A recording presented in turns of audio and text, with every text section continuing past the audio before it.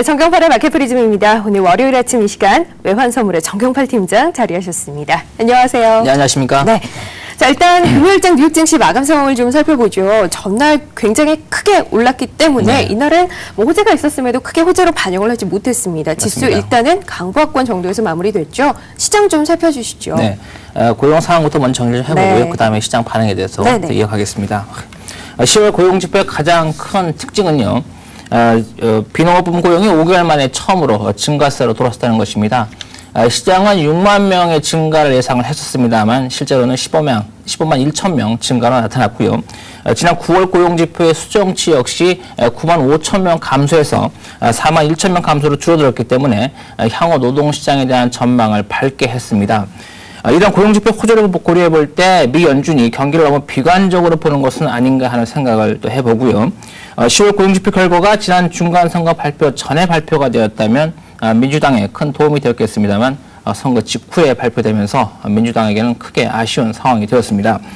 비농업 부분 고용이 이렇게 증가했습니다만 실업률은 9.6%로 변함이 없었습니다. 이것은 실업자 수는 줄고 있지만 그만큼 구직을 포기하는 사람도 늘어나면서 경제활동 인구수 역시 같은 비율로 줄어들었기 때문입니다.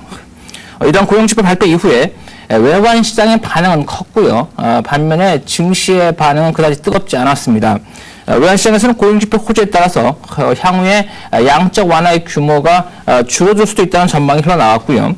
여기에 유럽 경제지표의 부진이 함께 겹치면서 유로달러는 유럽장 초반 1.42달러대에서 뉴욕장 후반에는 1.40달러 초대까지 큰 폭으로 하락했습니다. 그렇지만 뉴욕 증시에서는 목요일장에서 급등세를 보인 것에 대한 차익 실현 모드가 강했습니다. 이에 따라서 장중에는 3대 지수 모두 상승과 하락을 오가는 횡보 장세를 연출했고요. 결국 강보합으로 마감했습니다. 다우지수의 경우 9포인트 상승으로 마감했습니다. 자, 그럼에도 불구하고 전주 이 4주 만이었나요? 주간 기준 하락으로 돌아섰던 주요 지수 지난주에는 한 주 만에 다시 급 반등을 했습니다. 중요한 이벤트들이 모두 성공적으로 마무리가 됐고 특히 연준에서 양적 완화 규모 시장 예상에 부합하는 정도로 내놨다라는 부분이 시장에 안도감을 크게 심어줬는데요. 하지만 이 미국에서 양적 완화책 추가로 내놓으면서 이머징 국가들의 통화들이 굉장히 급등하는 양상을 보였습니다. 여기에 대해서 중국은 또 적절한 해명을 해야 할 것이다라고 얘기를 하기도 했고요. 앞으로 환시장 전개 어떻게 될 것으로 보시나요? 네, 환율 전쟁이 제2라운드에 돌입할 가능성이 좀 그렇게 커지고 설명할 수 있을 있습니다. 것 같아요. 미국의 양적 완화에 대해서 가장 민감하게 반응하고 있는 나라는 일본과 아시아의 신흥국들이 되겠습니다. 일본 중앙은행의 경우 오는 11월 15일과 16일로 예정되어 있던 국민정책 결정회의를 미 연준이 양적 완화를 발표한 바로 다음 날인 지난 5일로 열흘이나 앞당겼습니다. 일정을 앞당긴 이유에 대해서 일본 중앙은행은 직접적으로 미 연준의 조치에 대응하기 위한 것이라고 언급하지는 않았습니다. 그렇지만 사실상은 미 연준의 양적 완화 발표 이후에 달러엔이 지난 95년도의 저점인 79.75엔을 하향 돌파하는지 그 여부를 관심 있게 지켜보았던 것으로 추정이 되고요. 만약 이 저점을 하향 돌파했다면 대규모 완화책이 발표되었을 가능성이 역시 매우 컸던 것으로 보여집니다. 그러나 지난 5일의 저점이 80.59엔에 머물렀고요. 이에 따라서 일본 중앙은행은 자산 매입 규모를 기존의 5조엔 수준에서 더 이상 변화를 주지 않았습니다. 그렇지만 향후 글로벌 달러 약세가 심화되어서 달러엔이 지난 95년도의 저점을 갱신한다면 일본 중앙은행이 추가로 대규모 양적 완화책을 발표할 가능성이 여전히 있다고 봐야 되고요. 실제로 대규모 완화책이 발표된다면 우리나라 외환시장과 관련해서는 N1 환율이 하락하면서 국내 외환 당국이 환율 방어에 좀 더 긴장할 수밖에 없는 상황이 연출될 것으로 생각됩니다. 달러화에 대한 아시아 통화들의 절상 수준을 한번 살펴보면요. 벤버네키 미 연준 의장이 추가 양적 완화 조치를 시사한 지난 8월 27일부터 지난 주말까지 원화는 7% 이상 절상이 됐고요. 태국 타이바트나 필리핀 페소 등은 각각 5% 이상 절상이 되었습니다. 한국은행은 지난 4일 발표한 금융안정보고서를 통해서 외자 경계 경보를 내린 바가 있고요. 필리핀 중앙은행 역시 유동성 추가 개입으로 인한 통화가치 절상에 대해서 경고한 바가 있습니다. 중국 역시 통화가치 방어를 위해서 신흥국들과 협조하겠다는 입장이고요. 유럽마저도 여기 동참하면서 독일의 재무장관은 이번 주 서울에서 열리는 G20 정상회담에서 환율 문제와 관련된 이슈를 제기하겠다고 밝힌 상황입니다. 환율 전쟁이 종료되기 위해서는 아직도 갈 길이 멀어 보입니다. 그 환율 전쟁이 어떻게 마무리가 되느냐에서 중요한 역할을 할 수 있는 것이 역시 이번 주 11일과 12일 서울에서 열리는 G20 정상회의가 되겠죠. 여기서 역시 핵심 의제는 아마도 환율 관련한 얘기가 아닐까 싶은데 어떤 얘기들이 나올까요? 어느 쪽으로 합의가 도출될 것으로 예상을 하시나요? 네, 앞 질문에서 이제 잠시 언급을 좀 해드렸습니다만 미 연준의 양적 완화가 발표된 이후에 G20 정상회담을 앞둔 이모진 국가들의 분노가 심상치 않은 상황입니다. 현재 미국 입장에서는 자국의 이익과 글로벌 경제 이익이 서로 상충하고 있는 상황이고요. 이에 따라서 미국이 위안화 및 글로벌 불균형에 대해서 다른 나라들의 협조를 구하기가 좀 더 어려워진 상황입니다. 이런 상황에서 과연 G20 정상회의가 어떤 결과물을 만들어낼 수 있을지 귀추가 주목이 되고 있습니다. 지난달 경주 G20 재무장관 회의에서 각국은 과도한 대외 불균형을 줄이고 경상수지를 지속 가능한 수준으로 유지하는데 도움이 되는 모든 정책 수단을 추구하고 이를 위해서 예시적인 가이드라인을 만들어 가는데 합의한 바가 있습니다. 이에 따라서 서울 G20 정상회담에서 의장국인 우리나라는 각 나라의 경상수지 지표 중 글로벌 불균형을 자극하는 부분에 대해서 IMF와 각국이 상호 검증하는 방법을 제안할 것으로 보입니다.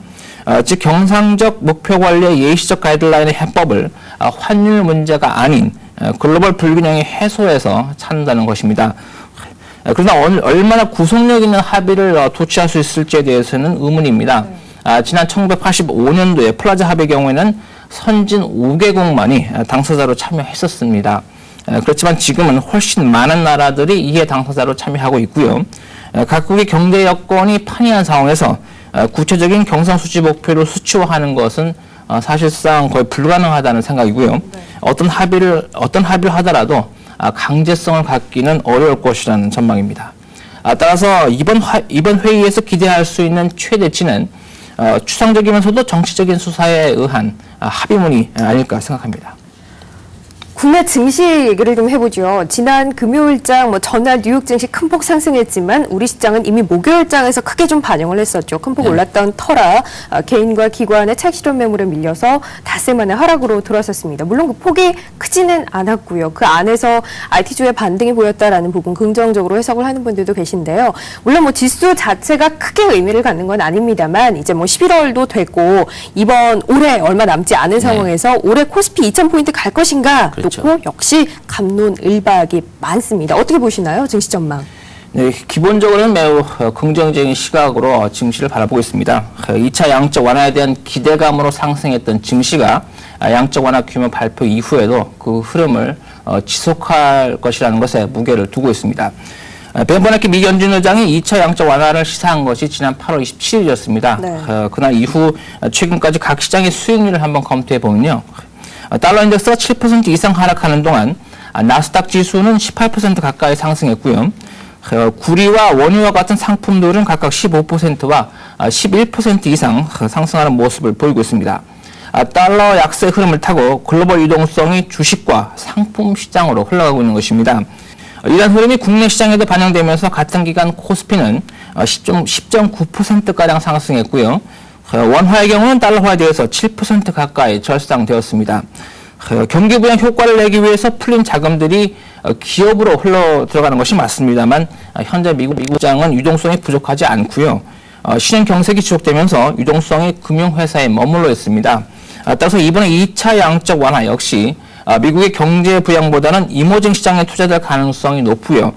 경기 상황에 따라서 양적 완화의 규모를 조정할 수 있다는 부분 때문에 제3, 제4의 양적 완화에 대한 기대감이 커지고 있습니다. 이 점 때문에 이머징 시장의 상승 가능성 역시 커지고 있는 상황입니다. 미국의 양적 완화에 대해서 정부 당국은 자본 규제를 검토하면서 대응책을 마련 중에 있고요. 이 때문에 환율의 하락세가 둔화되고 있습니다만 글로벌 달러 약세의 대세를 거스르기는 어려울 것이라는 생각이고요. 환율의 추가 하락에 대한 기대가 유지되면서 환차익을 노리는 외국인 유입세가 지속될 전망입니다. 따라서 이런 분위기가 이어진다면 연내 2,000포인트 돌파는 그 가능성이 충분하다는 생각입니다.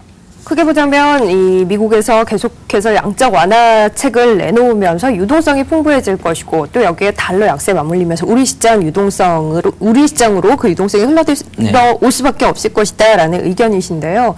때문에 일단 뭐 증시를 위쪽으로 끌어올릴 만한 여건은 충분히 마련됐다라는 평가인 것 같아요. 하지만 그 가운데서 좀 악재가 될 만한 부분들도 있지 않을까요? 조심해야 할 변수들은 어떤 것들이 있을까요? 다음 달 초에 발표되는 미국의 11월 고용 지표가 네. 큰 변수가 될 수 있을 것 같아요. 앞서 지난 주말 뉴욕 증시 분석에서 잠시 말씀을 드렸습니다만 10월 비농업부문 고용이 예상치의 2배가 넘는 호조를 보였습니다. 그렇기 때문에 달러화는 유로화대에서 반등세가 크게 나타났고요. 이것은 고용지표의 호조 때문에 양적 완화의 규모가 줄어들 수도 있다는 전망이 흘러나왔기 때문입니다. 그렇지만 이런 현상이 다른 시장에까지 일괄적으로 나타나는 것은 아닙니다. 달러화의 반등에도 불구하고 국제 유가와 금 가격이 상승했고요. 유로화대에서 반등하던 달러화가 상품 통화들에 대해서는 반대로 약세를 보였습니다. 이것은 시장 한편에서는 양적 완화 규모가 축소될 수 있다고 전망을 하고 있지만 다른 한편에서는 겨우 한 달의 고용 지표를 가지고는 양적 완화를 축소하기에는 부족하다라는 생각을 하고 있는 것이고요. 달러 약세에 지속적으로 베팅하고 있는 것입니다. 따라서 앞으로 이러한 전망의 차이에 따른 시장 세력 간의 다툼이 이어질 것으로 보이는데요. 이러한 다툼을 종식시킬 수 있는 재료가 12월 초에 발표되는 미국의 11월 고용지표가 되겠습니다. 이번 달에 이어서 다음 달 역시 고용지표가 호조를 보일 경우에는 고용지표의 호조가 일시적인 현상이 아니고 추세적인 현상일 수 있다는 추정이 강화될 수 있고요. 양적 완화 규모에 대한 기대치 역시 약해질 수 있겠습니다. 이 경우에 달러화가 주요 통화 대비 반등세를 보일 수 있고요. 환차익을 노리던 외국인의 순매수가 주춤해지면서 갈 길이 바쁜 증시에 발목을 붙잡을 수 있겠습니다. 따라서 다음 달에 발표되는 미국의 월간 고용지표를 반드시 주목할 필요가 있겠습니다. 네. 역시 뭐 시장을 끌어올릴 수 있는 것도 시장의 발목을 붙잡을 수 있는 것도 미국 달러와의 움직임 그에 따른 우리 시장으로 유동성 유입 가능성이 아닐까 싶습니다. 오늘 마켓 프리즘 시간 통해서는 올해 이제 남은 기간 동안 시장에 영향 줄 수 있을 만한 변수들까지 체크를 해봤고요. 오늘 여기서 마무리하도록 하겠습니다. 외환선물의 정경팔 팀장이었습니다. 고맙습니다. 감사합니다. 네.